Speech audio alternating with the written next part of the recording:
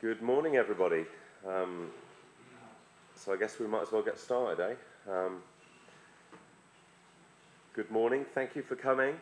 Not many people here. I saw this with Evan Van Ness yesterday. He'd got a pretty empty hall. Start of the day, not a great time, but off we go.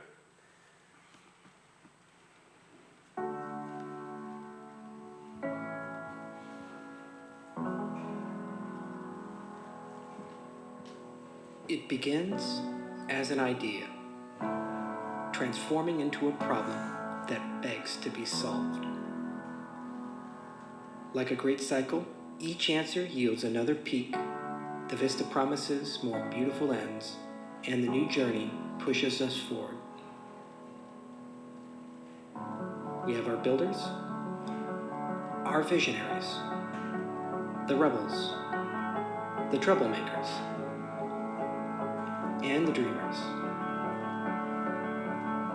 Then we arrive at a new peak. With more dreamers, more builders, a few more rebels, and of course, we still have the troublemakers. Some journeys are coming to a noble end, and some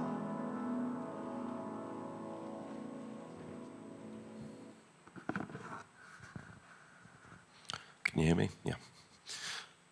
So that was a video called Your Turn, which was made in 2014, right at the very start of the Ethereum journey.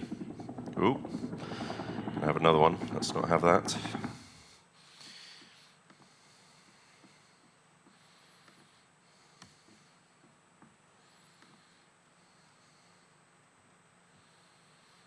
So good morning.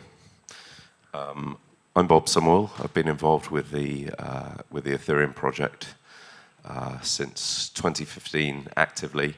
I met Vitalik in 2014. That was really where my blockchain journey began.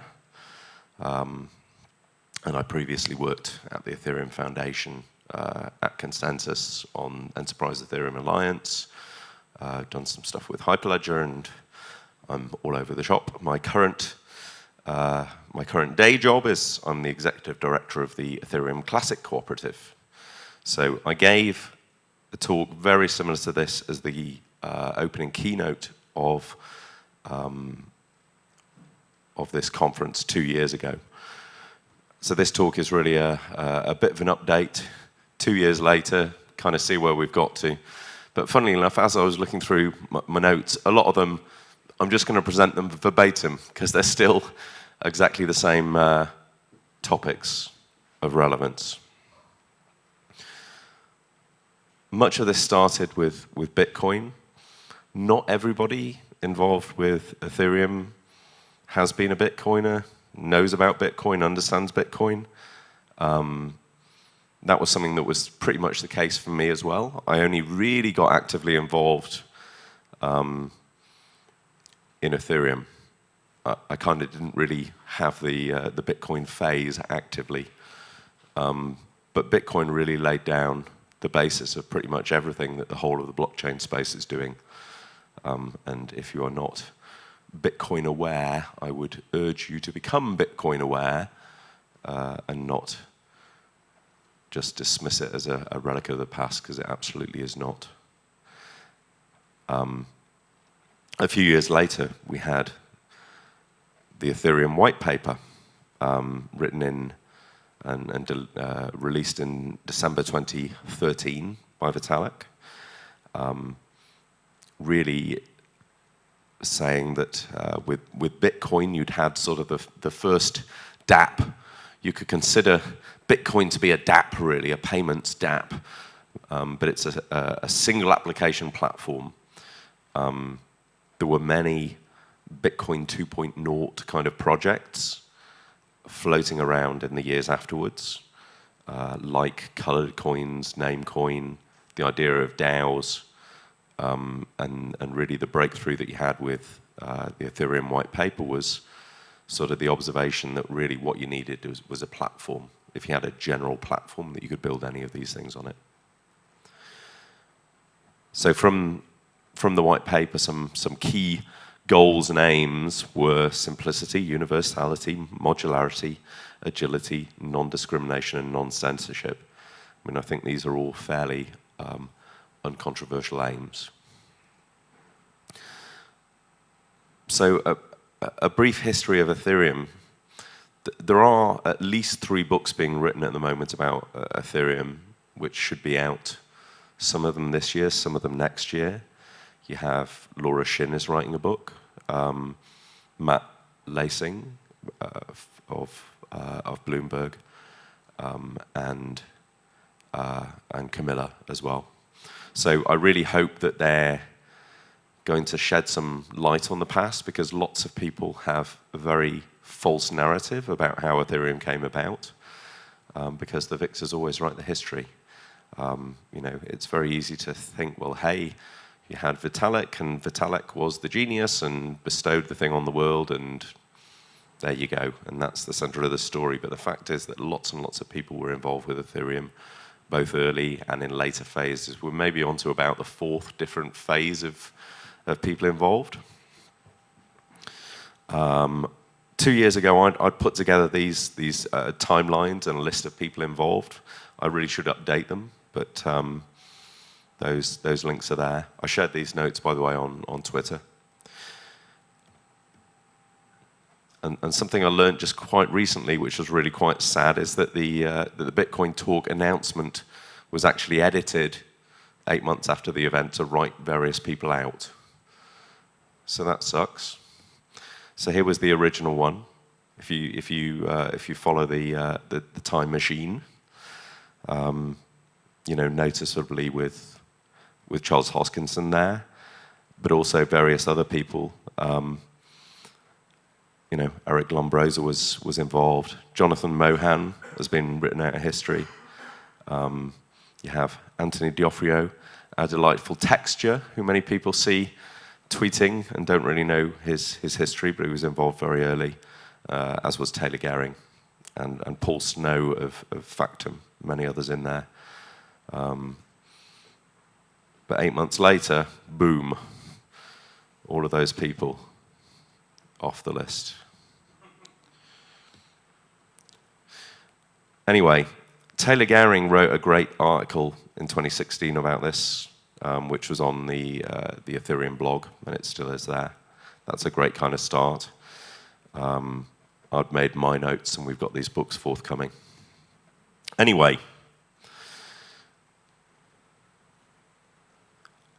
Vitalik tweeted this not so long ago, which was a snapshot of one of the earliest emails that he had with Gav. So the date on that is December the 19th, 2013, in which Gav says, "Johnny gave me the heads up. I can do C++. How far are you with Ethereum?" So that was Jonathan Mohan there, who got written out of it. Anyway, there we are. In February, well, so that was December 2013. So really, to my understanding, what you had was the white paper being shared around various email groups, friends, people who, you know, might be interested. A lot of that flowing around Bitcoin Decentral in Toronto, which Anthony D'Onofrio set up. You'd got collaboration between Vitalik and Anthony and Mihai. You've got Jeff Coleman and others who are still around. But shortly afterwards, you had the launch in 2014, and I think it might actually have been January the 31st, not quite the February.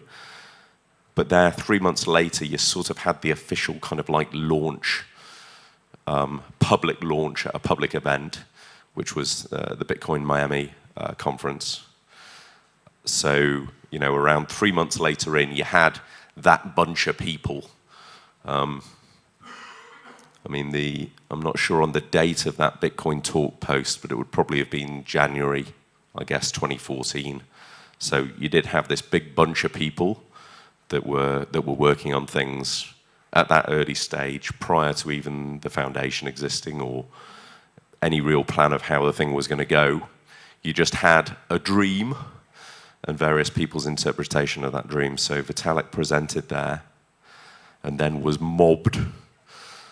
So apparently pretty much everyone in that room then went out into the corridor and they were having this sort of mobbing and so on. I once met the guy who was the poor sucker who got to present after Vitalik. And apparently there was nobody left in the room at all. This again is a photo in Miami, back there in early 2014. So you can see on the front row you've got Gav with his arm around Vitalik. You've got Anthony Dioro next to him, then Taylor Gehring. The guy in the glasses with a little beard is called Jason Colby. I met him for the first time at this conference actually 2 years ago. On the back row there, you've got Charles Hoskinson standing above Vitalik. Joe Lubin in the background there. These photos were from Bitcoin Expo in Toronto 2014,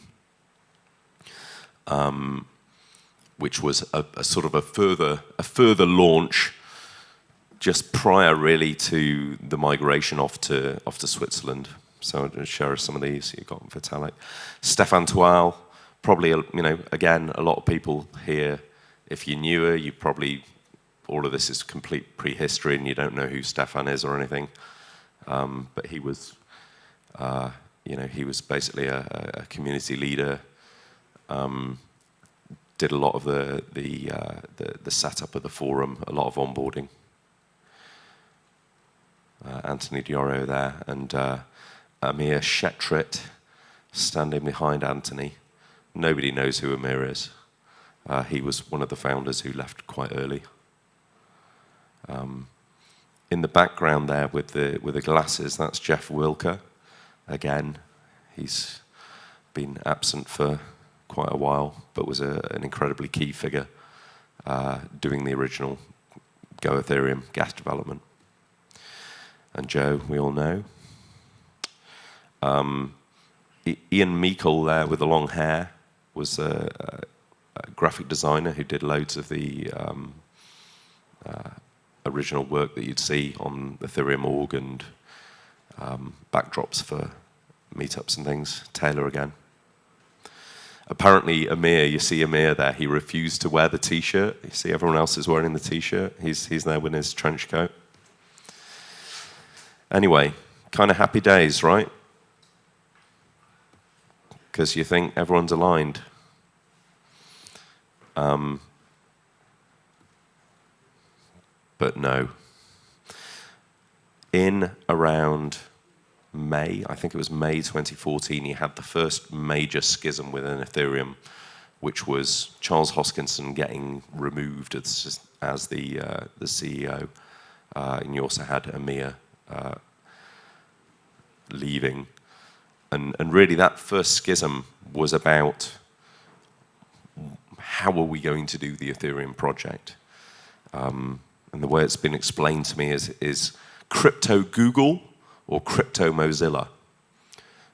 Is it going to be a for-profit that produces produces the Ethereum code base, and then that is mutually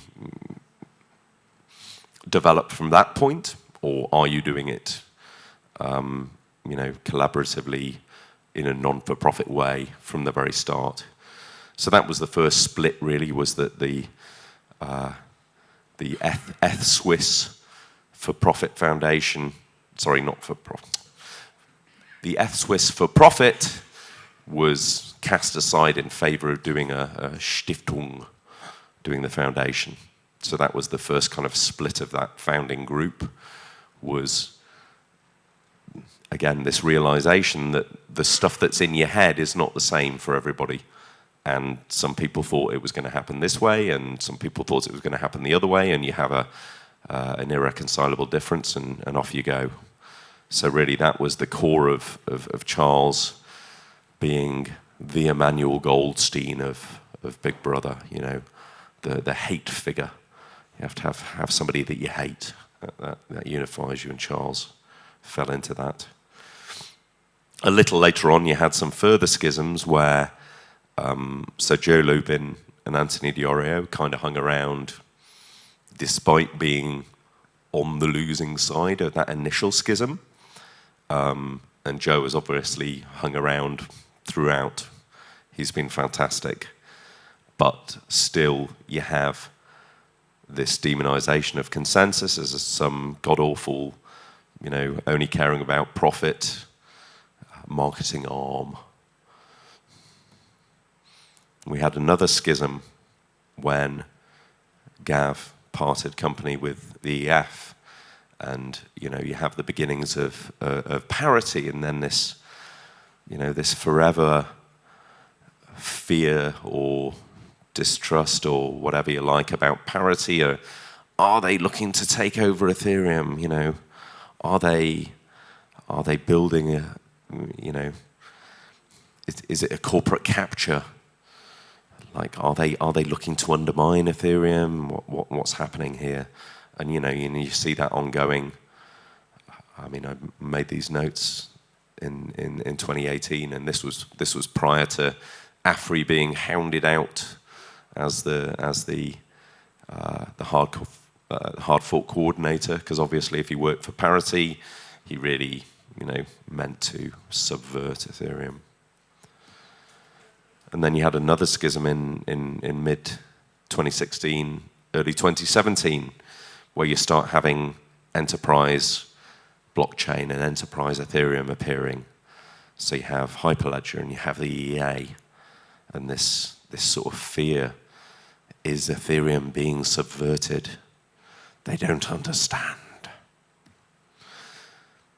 So again, this is a slide from 2 years ago. There's even more factions now. But here's where we were 2 years ago, is the Ethereum Foundation and Vitalik.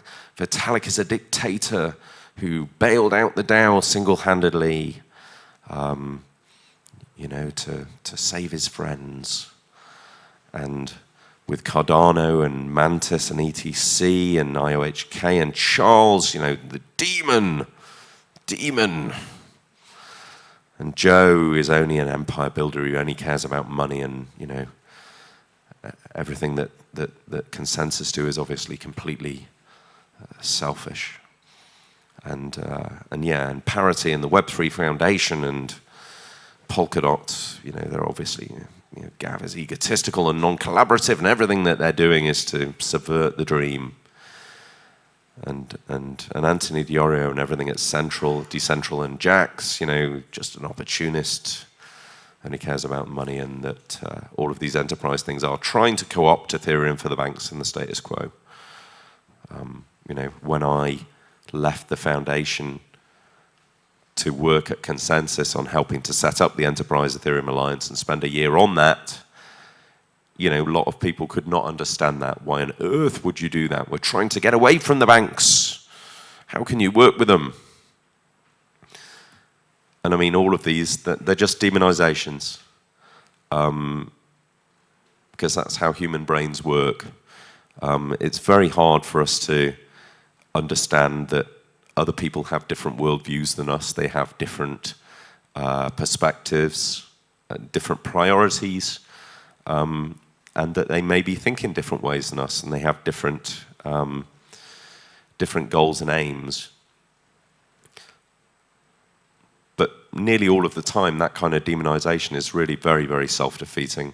I mean, if you look at pretty much any project within the whole of blockchain, the end goals of the people involved are all pretty much the same. Probably 90 to 95% of what we're trying to do is aligned. We're trying to build better systems for trust minimization and for collaboration. Another element to this, which is not insignificant, is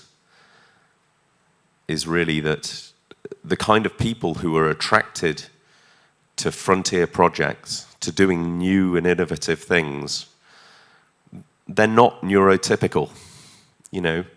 Many people involved with blockchain, and this is the same for technology in the broader case. I previously worked at Electronic Arts. I worked in video games for 18 years.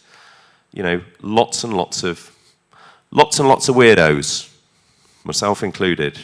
So as I say here, under my tent we have people who could be labelled autistic, sociopathic, egotistical, chronic social anxiety, severe depressive, suicidal, greedy, selfish. I could also add narcissistic. But on the upside, autistic, genius, altruistic, visionary, selfless, fearless. People who can deeply, deeply obsess on problems in a really unhealthy way actually find solutions. You need your nerds. But what that's really led to is the other one I didn't have there is paranoid. Anybody who is a cryptographer is deeply, deeply paranoid about the world, right? That's why that's a motivation for doing what they're doing. It's something that Texture pointed out to me, is you think about incentive mechanisms. What kind of person would be incentivized to build a trust minimization system?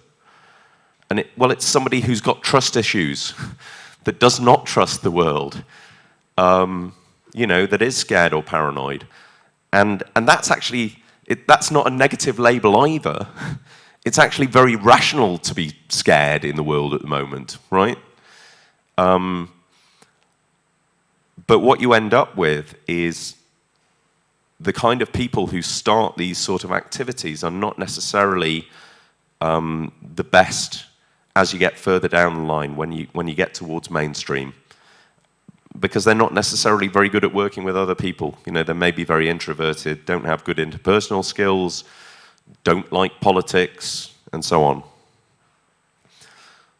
So here's my truth, is diversity is strength, and that everybody has got a mixture of good and bad traits. There's no such thing as absolute good or absolute evil. All of us have a mixture of those characteristics, and we are all misfits in some way or another in terms of the people who are involved early. Maybe we're getting to a more mainstream kind of place now.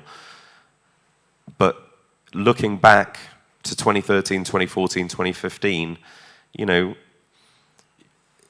if you are a, quote, normal person, you wouldn't be spending your time on this.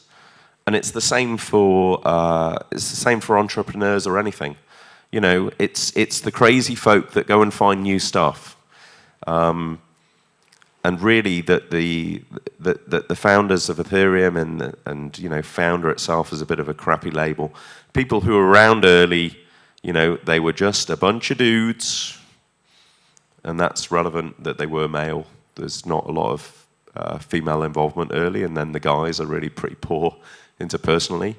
And they were people trying their best to do something that was a complete moonshot that may or may not have worked, and it might have been illegal even. Many of these people with poor interpersonal skills, stomping all over each other, don't know how to say sorry, and now they hate each other. But here's the thing, is if you look back from where we are now, and this is even more the case 2 years on than when I first said this, we've succeeded beyond our wildest dreams. There's no doubt, is blockchain a thing? Is there some value here? You look at the breadth of engagement in the world. You look at, central banks looking to do their own digital currency. You look at all of the Fortune 500s doing blockchain things. So, really, we've got no need to hate each other. Anyway, since I did the talk 2 years ago, I found myself on the Ethereum Classic side. And this is one of the reasons why I really wanted to have this talk is I've walked the walk on my rhetoric from 2 years ago by joining the dark side. And I didn't have an explicit schism in that list for Ethereum Classic, but obviously there's another schism there. So I just wanted to quickly explain what Ethereum Classic is and why it's not anything to be scared of. and also that none of this stuff is a zero-sum game. So this is Charles Hoskinson 3 years ago at EthCC Summit 2017, where he said, let's talk about philosophy.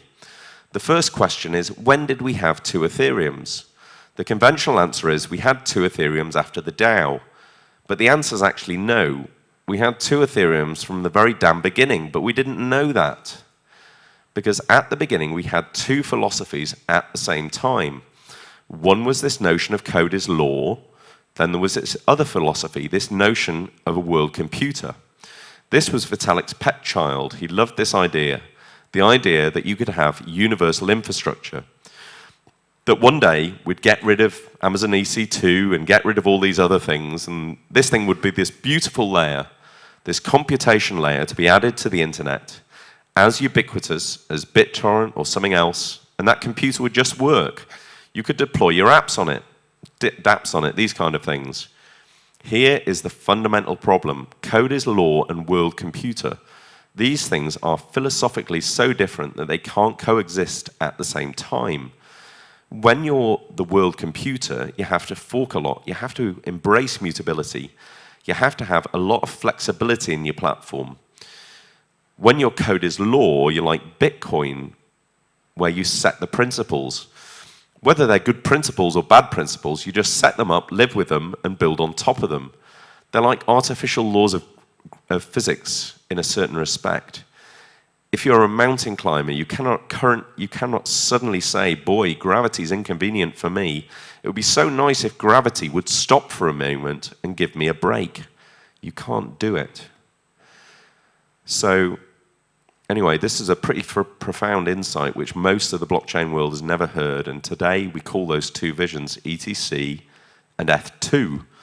And EthCC is no longer a protest coin with developers. So really it's this thought that you have Bitcoin with smart contracts in which ETH is money, and you have this second vision which is world computer, which is really no, ETH is not money, it's an application platform.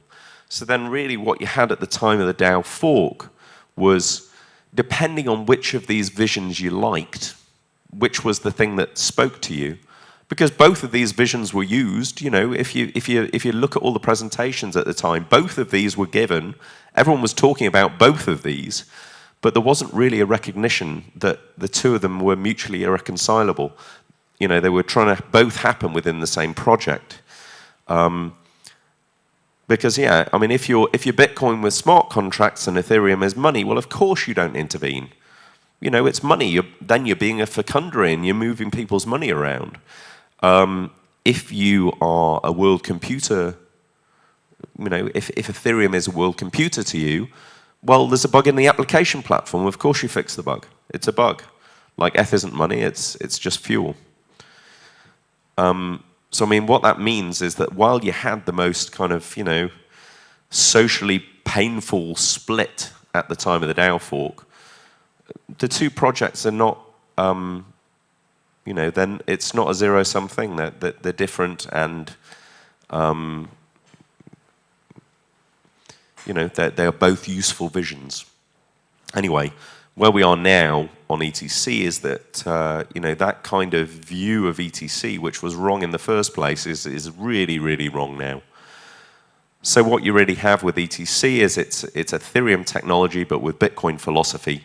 So like Bitcoin, it's hard money with a fixed supply, truly decentralized in that you don't have any foundation, you don't have a trademark, you don't have a pot of money, you don't have any particular legal entity with any special position. And the value is really, the key values are around censorship resistance and trust minimization, with security and safety being valued over throughput. So people will say, well, what's the scaling plan for EthCC? That there is no scaling plan for EthCC. EthCC will be proof of work forever. The scaling is L2. Look around all the fantastic L2 projects there are. That's where your scaling is. L1 scaling, every single L1 scaling solution that's been proposed so far to my mind, compromises the decentralization in some way or another. But yes, unlike Bitcoin, you have rich statefulness and a deterministic Turing machine. So for the past 4 years, building on ETC was basically a philosophical choice. Like, if you were rational, you would not have built on ETC because it would be in a massive pain. You know, the tooling was just inferior. There's nobody there. You didn't have even such simple things as a reliable block explorer or tooling. But you know, you've got this sort of a magical ability right now with ETC to say, imagine you could go in a time warp back to 2016 and you get all the good tech, but none of the bad things happened. So, you know, the fork never happened. Aside, the DAO hacker never actually exited with the funds. It was obviously ideologically driven, to my mind, not a theft. ICO mania never happened. CryptoKitties never happened. So you don't have the chain bloat on ETC that you do on Ethereum. You can still full sync from Genesis on a commodity laptop, and you know you don't have this inferior addiction. And we have a pending hard fork where we are going to be hard forking in Istanbul opcodes. We've gone through Byzantium and Constantinople over the last few months. So, you know, from an objective point of view, deploying to ETC over ETH is now a viable thing that rational people might choose to do, not based on ideology necessarily, but just on practical concerns. So I mean, I think that's really where you've got is that you have ETC as the we intend to keep running as proof of work for decades proposition. I think probably a better claim to digital silver than Litecoin. And you have ETH2 is your world computer. So there you go. And it's not a zero-sum game. They are different projects sharing large parts of the technology. Anyway, what is tribalism? So I had a look on Wikipedia. So tribalism is a state of being organized by or advocating for tribes or tribal lifestyles. Human evolution has primarily occurred in small groups as opposed to mass societies, and humans naturally maintain a social network. So, you know, the worst element of tribalism really is a type of discrimination or animosity based upon group differences. You know, we are hardwired to live in small social groups. You know, you have your well-known Dunbar number kind of phenomenon saying that we can, you know, that we can form close bonds with perhaps up to about 120, 130 people, and beyond that there's just too many people. Just the numbers make it impossible to sort of do that. So that's kind of how we're hardwired, is to select our tribe, and there's this about in-group, out-group dynamics. You know, essentially, I'd say pretty much all crypto tribalism is this in-group, out-group dynamic of identifying, you know, your group, some element of commonality, however shallow that might be, and these things really are a form of social scalability. It's really how we have grown to these societies with millions or billions of people, is myths, is shared myths. Oh, you're Canadian, I'm Canadian as well. Oh. And thinking that that's actually meaningful. You know, we have many, many myths. You know, the corporation is a myth. Nation states are a myth. All religions obviously are based on myths. And the pattern of all of these myths is common. It is saying this thing is God-given, is universal, and is self-evident. When that's not the case for any of these things. And therefore, if you do not believe that thing, well, you are mad, or you know, or you're bad. You are an evil person because you don't believe the same myth as me. saying on this that studies show that people can form self-preferencing in-group within a matter of minutes, and that groups can form even on the basis of such arbitrary and invented discriminatory characteristics such as preferences for certain paintings. Obviously, you see this within sports as well. Sports is probably the most common kind of thing, you know. Oh, you support the same team as me. Well, obviously, we've got a lot in common. And that might be not the case at all. Another thing I've seen is that there's probably a lot more commonality between urbanites across the whole world, between those groups of people, than people who are not urban within the same country. I.e. that somebody who lives in New York and somebody who live in London, they probably have a lot more in common than British people in general or Americans. You know, obviously America is it's practically a continent in itself. So the thought that, you know, you have commonalities it's almost impossible at that scale. But what we have is these myths, these in-group, out-group dynamics. And that's obviously happening to a huge degree within blockchain. Something Ava said a little while ago, Ethereum currently lacks temperament for harsh criticism. Some say it's not aligned with Ethereum culture, whatever Ethereum culture is. Yet this leads to long iteration cycles, redundant development, and unsafe products. I propose that we normalize constructive whistleblowing to tighten feedback loops.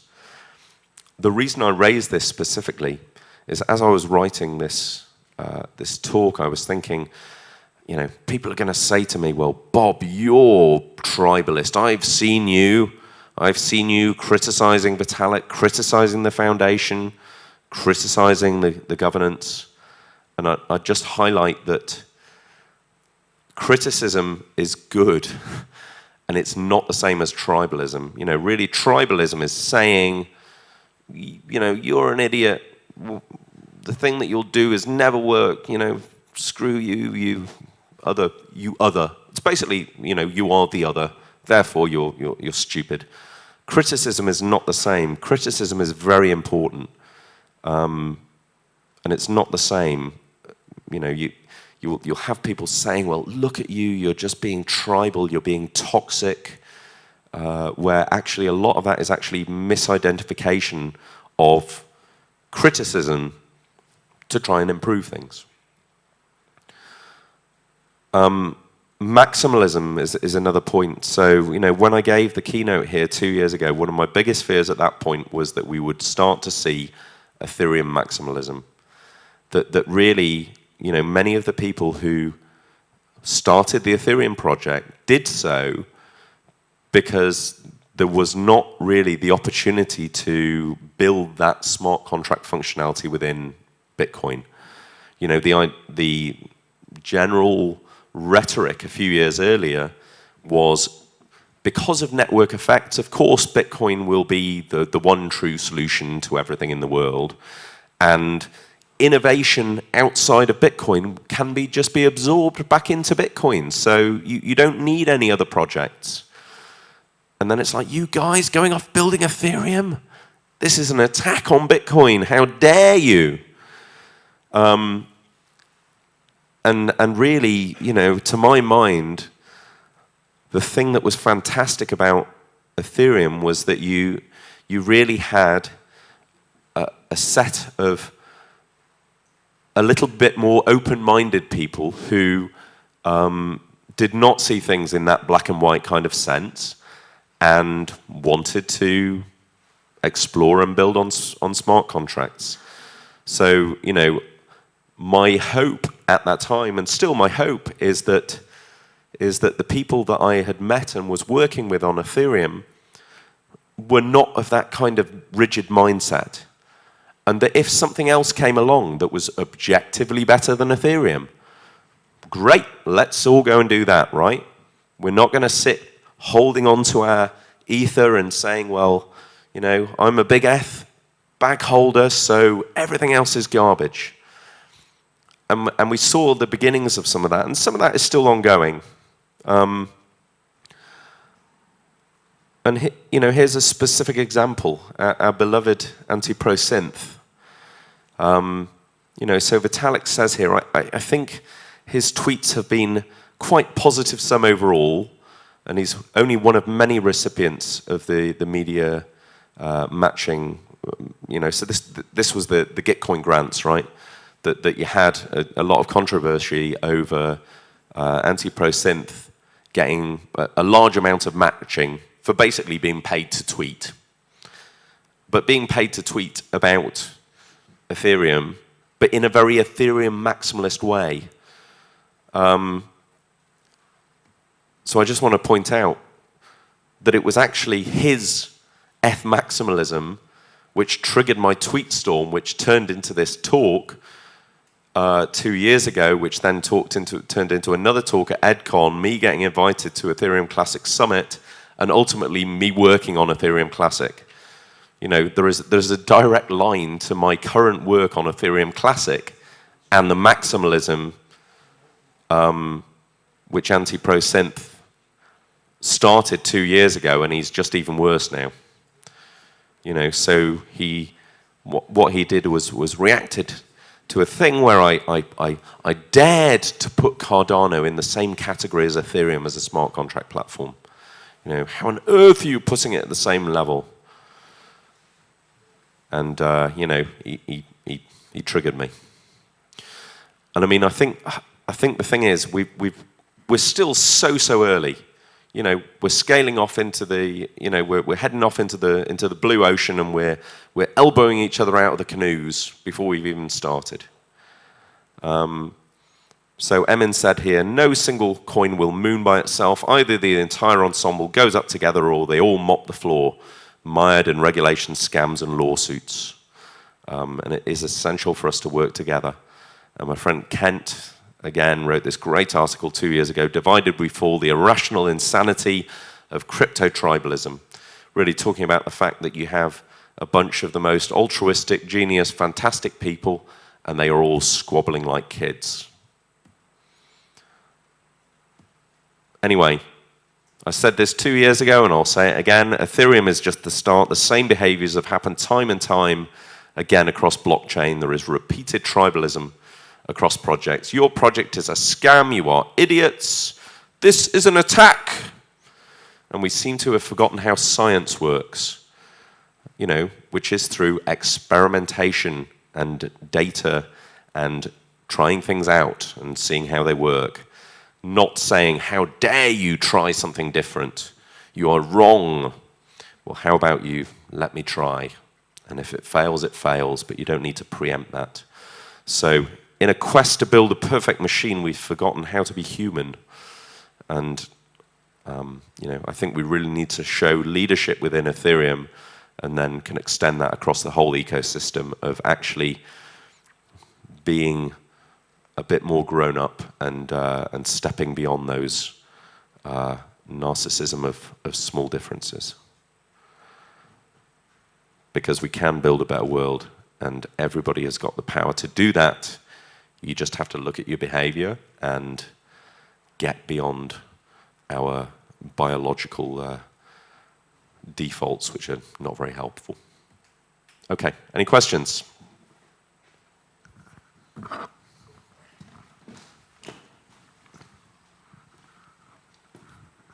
Thanks. You mentioned before that you set up the EEA, and I remember hearing, I remember seeing the price of Ether shoot up, and then that was kind of around the time when Microsoft or something was joining the EEA. Yes, what was the point of the EEA? Why was it set up in the first place? So Microsoft were amongst a large number of companies that were doing enterprise Ethereum work already. So yes, there was a 10x in ETH in response to the creation of the EEA. The goal of the EEA was really to avoid vendor lock-in when using Ethereum for enterprise purposes. as in you had a large number of companies that were taking Ethereum clients and making modifications so that they were, better suited for enterprise use cases. One of the things that was stated at the launch event was there's no reason why suitably modular code bases shouldn't serve all of these public and private use cases. If you look at, say, the Gourley testnet, running a proof of authority consensus there, that's hardly any different to what you would have for a banking consortium doing some settlement thing or whatever. So really the goal of the EA, which is still an ongoing goal, is to, it's a specification body, kind of like a standards body. And the primary output of that is a specification for what an enterprise Ethereum client should, meet. And ultimately, the testnet work has just started there. So a goal would be to be able to have a heterogeneous network of enterprise Ethereum clients running together in the same way as any kind of public network, but with characteristics for for enterprise. So really, EEA and enterprise Ethereum, you could see that as kind of a superset of public Ethereum, but with more options, but having those in a specified way, so that you don't have a situation of someone going, well, we started using Ethereum and we were using Hyperledger Bezu, but then we later decided we wanted to use Quorum, and then it was incompatible and we've got locked in and, oh, this was a mistake, we should have just gone with IBM. Yeah, well, I mean, an analogy, so the question was like Unix. So I think the analogy that there is I think a good Ethereum specification would actually be like POSIX. It would be saying, if you think of Eth as System 5 Unix, and then you had all the different Unix versions appearing, and it's like, oh, Solaris, that isn't Unix. AIX, that's not Unix. And then you get Richard Stallman daring to do GNU, and it's like, oh, that's really not Unix. And all the BSDs and everything. And obviously, is everything that's ever happened with Linux or iOS or macOS of no value because they're not Unix? I think that's really kind of, the situation that we're in really, is that you could see the Ethereum mainnet that's sort of like being the granddaddy of smart contract platform implementations, and really I think the goal of the EA specifically is to try and nail that down, into something that will become, a worldwide standard. It would go into W3C, IETF, ISO, IEEE, all that, right? That you're basically like the Ethereum protocol would be a protocol like any other, and of course everything uses that, right? Like USB or Wi-Fi or anything, possibly getting right down into the kernel. One more question?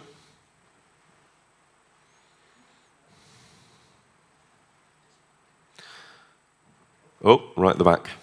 Is that the microphone? I'm not sure.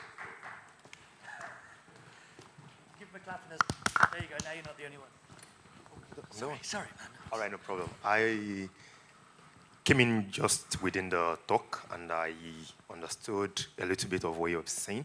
Okay, I've been following EthCC for a while on Discord, and I think apart from the old discrimination stuff, there is this general issue I notice. I don't know what EthCC is doing to grow community. I think Ethereum is facing the same thing too, just a little bit. They are trying to adjust now. So how is EthCC building community, like just different from the product and the protocols? How was the effort on community building? Thanks. Yeah, so, how is EthCC building community? I'd say the answer to that ultimately is to my mind, you have this broader, the greater Ethereum, which is more than just the Eth mainnet. You have all of these Ethereum flavors, and that extends well beyond Ethereum, Ethereum Classic, EA. You have a large number of of layer 2 scaling solutions or alternate layer 1 proposals, which are using the EVM or using Solidity, you know, that really you have this sort of de facto smart contract standard, which is Ethereum. Ethereum, the technology, and I think that's the most important thing that we have, and that's the thing which is common across everything. So on the ETC side, you know, like I guess a naive approach would be like, well, right, we're going to build, you know, we're going to build a parallel thing to Ethereum, right? We're going to have our own conferences and our own things and our own everything. But it doesn't make sense. Like, so I think the answer to how that's going to help is talks like this. So what you've had through 2019 specifically, but it did start a little bit in 2018, was having an Ethereum Classic talk at an Ethereum event became socially acceptable, right? Prior to that, it's like, no, don't let them in, demons. They're trying to fight us, you know? And that really isn't the case. So I think the answer is really, you know, by ETC is part of the same ecosystem. We're part of the same community, and it isn't a one or the other kind of proposition. That really ETC and Eth2 are, you know, they're quite, you know, complementary. The different you know, they're different flavors of the same thing. In the same way as all of these enterprise Ethereum use cases, you know, they're all useful. And I think ultimately the reason for that is that the whole of the blockchain ecosystem, the most key piece to that, to my mind, is trust minimization, right? That's the theme across everything. And the reason that that's useful is because of humans and how humans work. And that trust minimization has got this marvelous characteristic of being able to transform zero-sum games into positive-sum games. And that is like the kernel of genius, which gives us the potential to build, you know, a better world and better forms of collaboration. And that characteristic is there at every micro and macro level. Obviously, like, you know, a worldwide consensus on something, you know, that's like the big massive bang. But that same pattern, you need that within any and every grouping of humans, because humans don't trust other humans. So there are many, many Ethereum flavors that will apply across all of those. So that's really my answer is we don't need a separate thing.